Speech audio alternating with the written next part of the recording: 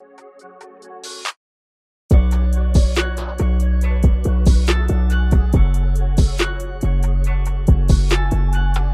Babella besties. We are here reviewing Power of the Dog, and it's part of our Oscars preview series, so I have to hold this up. It's obligatory. I'm Gladia, and I'm here with... I'm Caleb. I am the co-host, and this is, depending on which order it is, this is either the last episode of the series and or the second to last. Nonetheless, we are wrapping up the series. Yes, with a film that both of us really enjoyed. Mm-hmm. We've talked briefly about it over text because we meant to film this a bit ago, Mm-hmm. but we were able to really process it and even rewatch the last 20 minutes this morning. Yeah, and even rewatching it, I was still very captivated with it too. I'm like, wow, this is like really suspenseful. It really ties like a lot of elements together. But I guess before we kind of dive into it, do you want to go over what the nominations are for this movie? Power of the Dog was nominated for Best Actor in a Leading Role, Benedict Cumberbatch, Actor in a Supporting Role, Jesse Plemons, Cody Smit-McPhee, and Actress in a Supporting Role, Kirsten Dunst. Cinematography, Ari Wegner. Directing, Jane Campion. Film editing, Peter Sciberras. Original score, Johnny Greenwood. Production design, Grant Major and Amber Richards. Sound, Richard Flynn, Robert McKenzie, and Tara Webb. And adapted screenplay, also Jane Campion. That was a lot of people. This is the most nominated movie by far. Or at least the ones that we went over. I don't know about the other movies that aren't up for Best Picture, but I assume not this many because I feel like you're going to find the movies with the most nominations also up for Best Picture. Yeah. I think because it's like, if you're up for Best Picture, then you should have a lot of other awards as well because there's something to be said about having the Best Picture in it too. But I guess, what do you think about this film too? It's always hard to start there, but the fact is that is an important place to start because a lot of people choose what they will see and what they will recommend based on first impressions and based on overall impressions. And overall, I thought it was a really beautiful story. It was very faithful to the novel, apparently. And there were a lot of important themes carried out. And also, not to immediately jump to the ending, but you and I were talking about the ending being satisfying in a way that is not always seen. Campion was okay with having it be a satisfying, conclusive end and tying up the loose ends rather than letting it be ambiguous. And I thought that was cool. I agree. You said this too, like, while watching it, that there's not that many movies nowadays that have quite a satisfying ending because they always leave it off of either a cliffhanger or just like suspenseful in general. I guess that's what a cliffhanger is, but this one, I agree. It wrapped up everything too. And I remember us talking about how they really paid attention to the details within the script as well. One of the things that stood out to us that we like talked about too was how what's the character's name? Phil or Pete? Which one? The George. No, I think it was not the young guy, but I think it's Phil. Phil's the Benedict. Yeah, Benedict. Yeah. Benedict. How he didn't want to change into nicer clothes for when I think the parents came over and other important people came over. The old man and the old lady. Yes. Nice details. But he didn't want to get like changed for that and like dressed up. But one of the last scenes before he passed away, spoiler alert, but he dressed up all fancily, and it was just like those minor like details that I felt kind of strung the story together really nicely. And the theme of agency and taking your own control is part of that, and it's seen throughout because even though he's walking off to his death, he's aware that he's walking off to his death, and Phil still was able to make choices for himself. He drops off that rope, I assume to protect Pete, and he dresses up in a way that I think he is afraid to. There's that scene of him putting on Bronco Henry's scarf, and he's holding on to those keepsakes, but there's something about masculinity, the way that that character sees it tied to clothing, that makes it clear as to why he's seen wearing the same outfit the entire film. And all of those repeating images that we see, they're there for a reason. It's interesting to see how intentional it was. And that also kind of like ties into one of the major themes within this movie as well, which is sexuality. Mhm. And we were also talking about this as well, but historically, well, people with like higher power who tend to be more on the homophobic side or tend to be gay themselves and are afraid to express it and be openly about their sexuality. Now, I'm not saying that every homophobic person Mhm. is gay themselves, but it more and often that tends to be the case. And within this film, it is expressed for Peter being mean to Phil. Phil is the younger guy, or is Or it Phil being mean to or is Peter. it vice versa? It's Vice the other versa. way. Yeah. Um, with one of the first scenes and Yeah. the first interactions that they see each other, and he was just making fun of him while he was waiting them, and kind of embarrassing him, burning the flower that like he made for like the set, Mhm. and just to cover up his own sexuality, and which I feel like was an important part of the entire story as well, because like as you said, the outfit also contributed to that as well. Absolutely.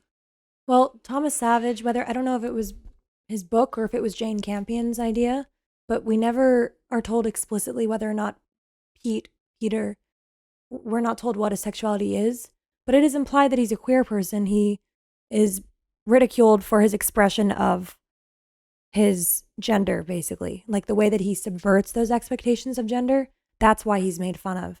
And that's why Phil makes fun of him. And I did like that she didn't feel the need to shove the themes in our faces, only because the themes then they were more felt by the end because you had to figure it out yourself. Yeah, I love that aspect too, because it wasn't like it was shoved in our face, but it was still a monumental piece to it, and it made it stronger too. And I feel like, yeah, that's just like way, or that's what I love about like certain movies too, like certain themes, like major themes, if Mhm. they're not explored expressively or like obviously, I find myself being implemented into that world a little bit more, because it's like more to real life, because like during like in real life themes of that nature, or any theme in general, like it's not going to be Hollywood style, it's not going to be upplayed, it's going to be just like real life normal interactions. And I felt like this movie Mhm. had normal interactions, like this is how real life would actually like play out within it, and Yeah, I was able to get into the world of the movie that much more. I mean, that's a great Mm. point. Because when I said shoved in one's face, I felt like that was aggressive language, but that is kind of what it is. Because Mm. if you, as a viewer, people make films so that the viewers can really get involved in the world. If that happens organically, you're more likely to care about the themes that are so important Mm. because you were part of the process. And I think some people, I have heard some negative things about the film only from like Sam Elliott, from specific figures who had issues with the way that homosexuality was displayed. And some of those figures happen to be conservative. And I'm not making a comment about Mm. political beliefs in regard to this film, but I will say that if you go into the film and you're hesitant about that, if that at the very beginning is an obvious theme, many viewers may not be willing to sit through the whole piece and actually learn from it. Whereas if it's, as you said, if it's implemented throughout, you might stick around. Mm-hmm. Yeah. Too. And yeah, I agree. And then wait, I keep getting the names mixed up. So Benedict Benedict is is Phil. Phil, and then I forget the Jesse actor's name. Plemons Yeah, is is George. And yes. then And Cody then Smith Cody Smit-mcphee is Peter, I okay, and believe. Peter's the waiter, the younger person Yes. within this I'm field. going to Okay. check. Because I was going to bring up too, that also like carried the movie throughout, was Yeah. how it is Peter. Yeah. Okay, cool. Um, how Peter found Phil's kind of stash of pornographic images or magazines at that time, which is one, it's kind of like interesting to see that's kind of how like porn was distributed back then, was through like kind of like flyer-esque things or like little like snippets, like aesthetic kind of, which is kind of artistic. I just never really thought about it like I in the early 1900s how that would be displayed, if at all. Peter was like stifling through that and kind of carried the point that Phil is act queer or of that nature, or is implying that. Yes. And I also think that even in itself makes a little bit of a statement, because those images were very artistic, the ones of like muscular men, and they were not explicit, and yet they were seen to be, just because it was sexuality that was not accepted. And then you look at, like, you contrast it with these images that Campion and the DP and all of the filmmakers put in of like flesh being cut into, and how extreme and explicit those images are. I don't know. I think that sets something up for the viewer. I agree. And then too, another point that I wanted to bring up that kind of strings with sexuality too, is the nudity of Benedict Phil. Yeah. Because one, it's I when I was not expecting a nude scene from him, because you don't really see a lot of nude scenes within film that is catered around men. It's usually women, I feel. And I guess I don't know if that's like particularly just within like horror movies where it's usually just the female role being nude.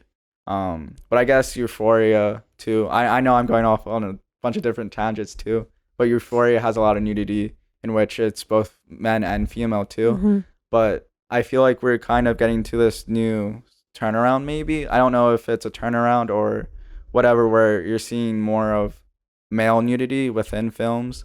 And also too, what surprised me about it is that you don't usually see a high or a popular actor or actor who has high status. Yes. You don't normally see them do a nude scene, whether it's a female or a man, like either or. Like you just don't normally see there's like a stigma. Yeah.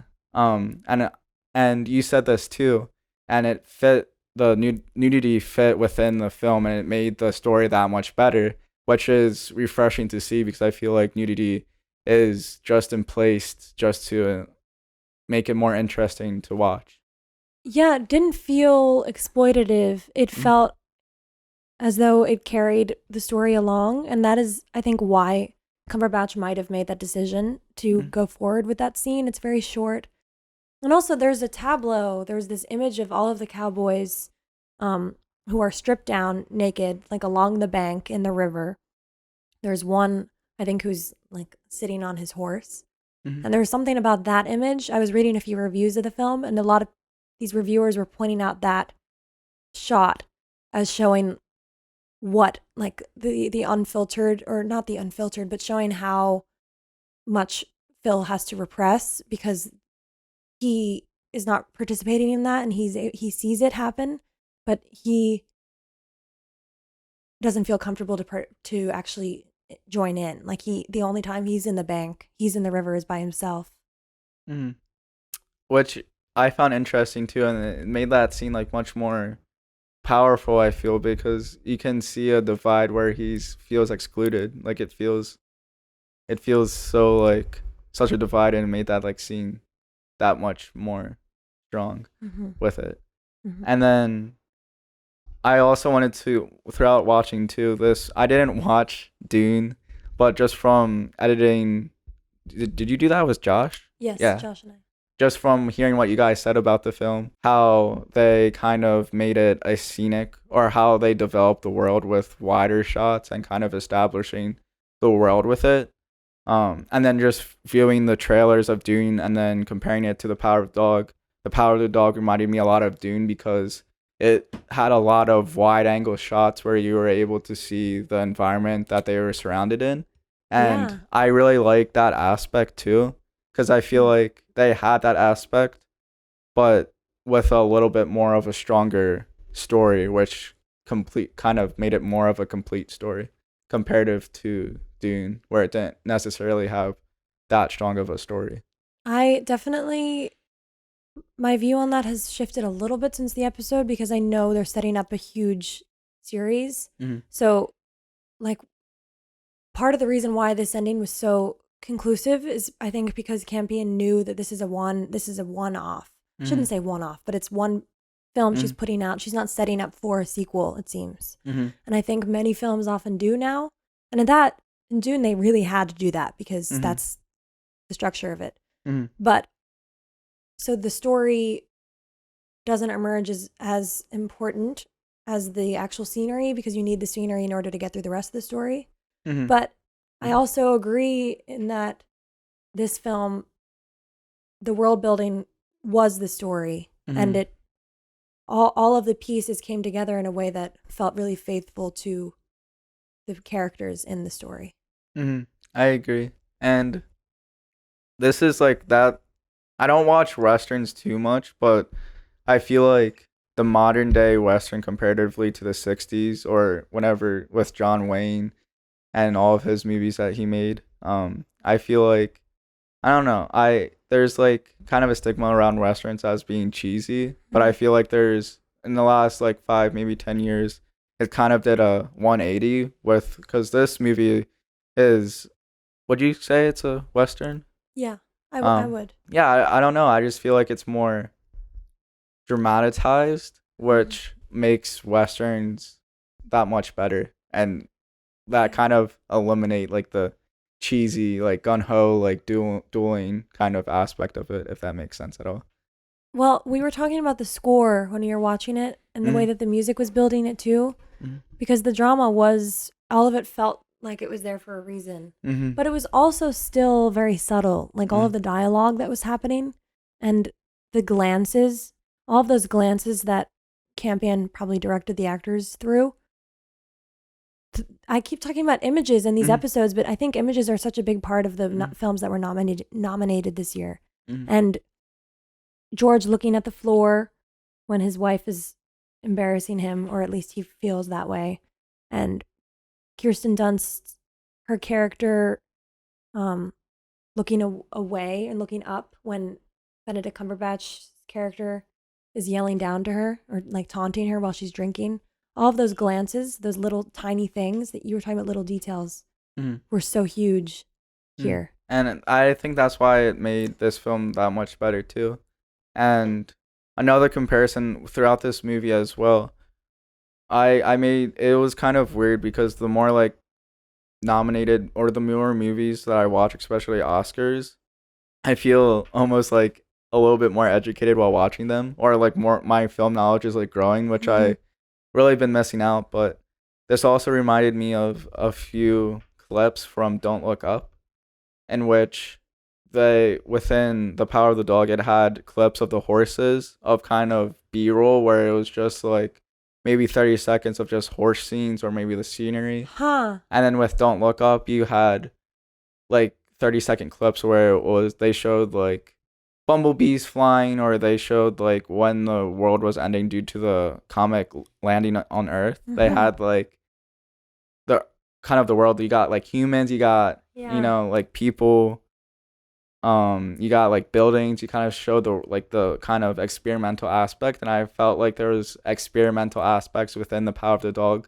which I'm loving more and more, because I my kind of strength is experimental and like documentary thing, and within Hollywood I didn't really see movies show that kind of aspect, because it's more narrative aspects, like I guess more like a Star Wars or like the Avengers, where it's cut like beginning, middle, end. It's very cut and dry without kind of not really experimenting with film, and I'm really happy that more Oscar nominated movies are shifting that direction. Yeah. I was just looking because I was seeing that it was nominated for editing, because I know, well, you're an editor, you do a lot of editing work, and that is such a cool point, one that I hadn't really necessarily noted, just because I study journalism too, and I think documentary and filmmaking is so important, Mm. And beyond that, it is interesting to see those techniques be put into films like this. And the fact is, this received so many nominations, and often I've seen that films who receive this much kudos are like blockbuster, huge budget.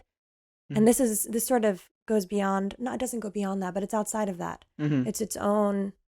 It's a Western, but it's also kind of a thriller, but it's also romance, like soft romance. There's so many things happening in it, and there's little shots.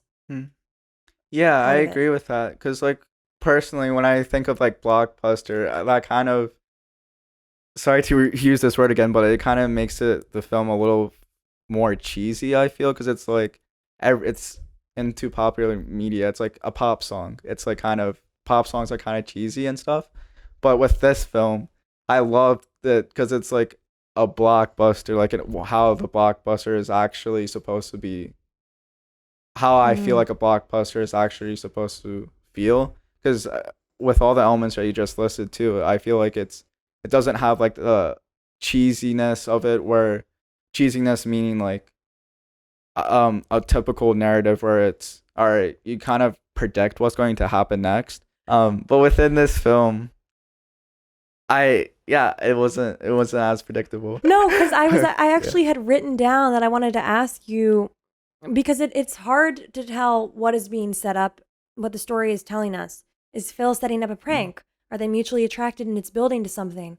That scene where Pete asks if Phil was naked with Henry and about their age gap, I expected an incident to happen, like an intimate incident, whether or not it would be violent, I don't know. And then a different incident happened where he was basically murdered. Did you feel that could have been coming? Like that they were going to have an intimate moment? Towards the end, right? One of the scenes that we saw when they were talking about Bronco Henry. Yes. Yeah, I thought they were going to like kiss after that. I was like expecting. I'm like, oh shit, like this is happening. And then it didn't happen. It kind of like tapered out of it. I'm like, yeah, that's so much better because it brings an unpredictability out of it. I just don't like movies that are predictable, and that made it less predictable, but I still had the same feeling as if they were to kiss. Like I still got this, like it still had the same momentum feeling if they would have kissed or not. You know, I felt like you could feel their feelings together, tension, and you could feel that they had feelings together. And I felt like if they were to kiss, I don't know how I would have felt about it too, because just on the being it too predictable, because I kind of like the aspect of how they didn't kiss, because it kept suspense up, it kept tension up. You still felt that they had feelings for each other. There was something there, and that's what it was such a powerful scene too. Definitely. Well, and I had just said I didn't know if it would be aggressive, not because Campion is aware of the slightly homophobic themes that have emerged where men are like aggressive to their partners, and that's not what I mean. I mean more because there's a lot of gentleness in Phil, and we see that gentleness really come out, just as we see like the cruelty come out in Peter that he said his father thought he had, and that Phil wasn't able to really pick up on. He does notice like when Peter, he kills his rabbit, but he also kills a different rabbit in front of Phil, and Phil's kind of, we see that shot of him reacting to that because he's petting this rabbit and then he kills him or her or them. It does seem that if they did have an intimate moment happen, that it would be slightly aggressive, only because Bronco Henry, they had this age gap, and it seems as though Peter is underage and that Phil would have been underage. So there's an aggressive tone there, but also one that I think Campion is very careful with, because when people comment on it, sometimes it ends up being it's a little bit problematic. That was a good point too to bring up, because it reminded me of Licorice Pizza with like that age gap too. This movie kind of like freaked me out with that, because like with the comparison with Dune, with like Don't Look Up and then Licorice Pizza, it kind of had all those elements, and you said this before, with all kind of the genres, with it being romantic, like romantic or the romantic elements, and other elements as well. But I wanted to ask you about the age gap between that, because I know that we both did Licorice Pizza together, Yeah. and it was kind of weird that we're also doing this movie together, and which had an age gap with it. When we talked about Licorice Pizza, I think both of us expressed that the ending sort of almost it undid so much of the work that that filmmaker had done throughout it to keep the relationship healthy and intentional, because they kiss and they seem to run off together. Mm-hmm. And in this story, it didn't happen, but I don't know if their age gap. He might actually be of age, because Peter is in university. It seems he's gone off to college, and you do root for them a little bit. I did, I and did there's too. something very heartbreaking about watching, because they are split apart. Well, there's something heartbreaking about the way that the world that they're living in actually forces them apart.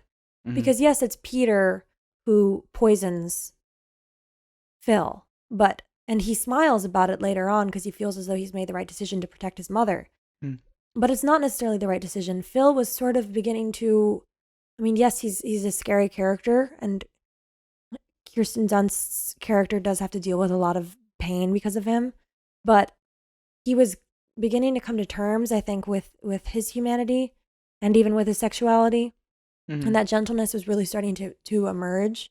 And then it gets cut off. And Peter feels as though he's made the only decision he could have, but that's only because that world has forced Phil into this ultra masculine, cruel character that he feels he needs to be. And then, so when you really sit with that ending, even though yes, it's satisfying and tied up, you realize just, wow, that is sad that that's how the world was viewed back then too, and the world is still viewed to this day like that as well. I don't know if it's if it's any better or not, but I would I would like to think that it's a little bit better than what those days were. Nearly a century later, because this took place in like early 1900s. I think it was like around 1905, 1910, because it said Bronco Henry died in 1903. Yeah. And I would assume that it was around that age, I think. I'm not quite sure. That's kind of the assumption that I got. 1967, it was written in, because it was about Thomas Savage. It's kind of about his experience as a queer person in the American West. So it took place in 1967. I'm not sure if it took place in 1967, but it was written then. Early 20th century. So yeah, I think it is early 1900s. Okay. Because like I kind of made that conclusion too, because I was wondering when it was.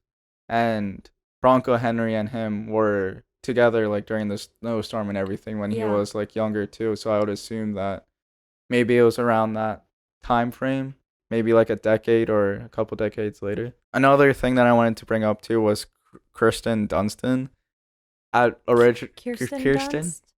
Kirsten. It's either Kirsten or Kirsten. Kirsten. I couldn't tell that it was her right away. It took me a couple minutes, and I didn't realize how many movies she was in, because like I only watched when she was in Spider-Man, when she portrayed one of the Glenn characters. I fell in love with her again with just how she acts and stuff, because like she's such a good actor, and with the themes of like alcoholism as well, she portrayed that really, really well, and just like the dealing with alcoholism within that time period as well. I was telling you that I've seen her in a lot of period dramas, and those stuck with me for a while after I watched them, because she's very expressive, and there's a vulnerability that she is really like easily able to wield and just get into that kind of space. And you see that again and again when she collapses, when she is drinking, when she's in bed. There's this innocence to her character that allows her to keep that behavior going, and that's something that she as an actress is able to just pull out. Okay, it is Kirsten. Okay, Kirsten. Sorry for the mispronunciation earlier, Kirsten. But yeah, I just wanted to talk about her a little bit. And she also played Jumanji, which I didn't realize that she was into, which is like my favorite film of all time. But yeah. Done a lot of work, yeah. So do you have anything else to go over?